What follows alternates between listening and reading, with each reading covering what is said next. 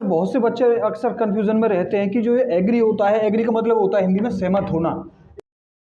इसके साथ हमको विद कब यूज़ करना है, टू कब यूज़ करना है और ऑन कब यूज़ करना है। तो गाइज आप आज से बिल्कुल टेंशन फ्री हो जाइए, क्योंकि आज आप सीखने वाले हो एग्री के साथ तीनों प्रीपोजिशन को कब और किस लिए यूज़ किया जाता है।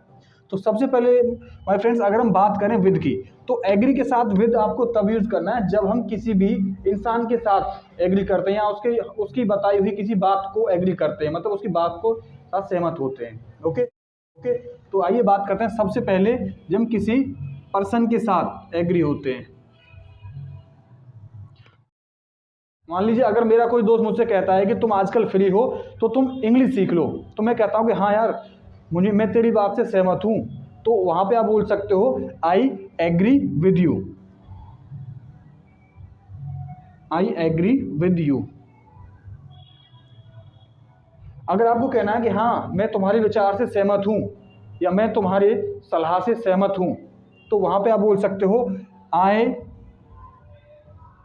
Agree with your thought.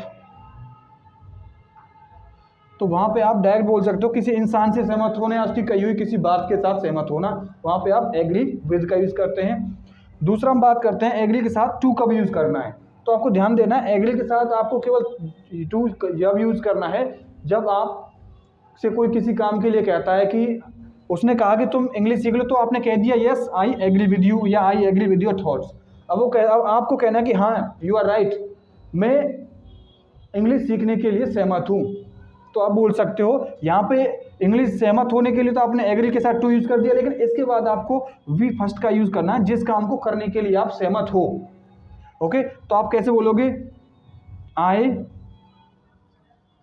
I agree to learn English,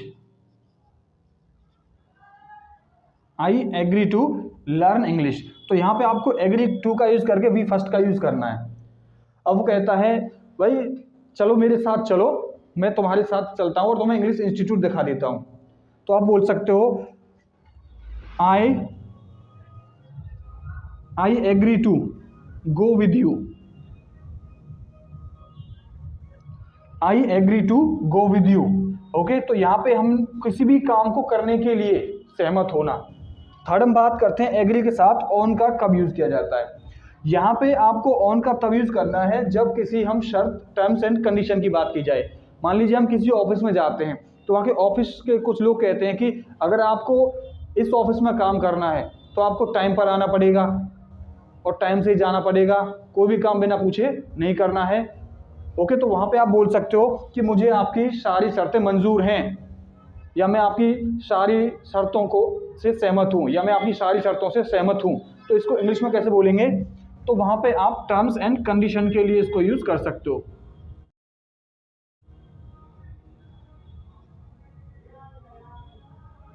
terms and condition के लिए आपको एग्री के साथ ऑन का यूज करना है।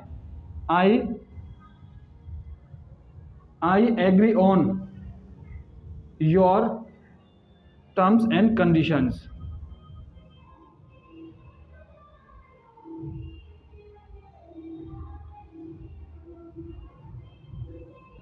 ओके, तो आप यहाँ पे किसी टर्म्स एंड कंडीशन के लिए किसी की शर्तों को मानना, तो वहाँ पे आप एग्री के साथ ऑन का यूज कर सकते हो। ओके गाइज, तो अब आई थिंक आपको सारी रूल्स अच्छी तरीके से समझ आ गए होंगे। Okay, please subscribe our channel.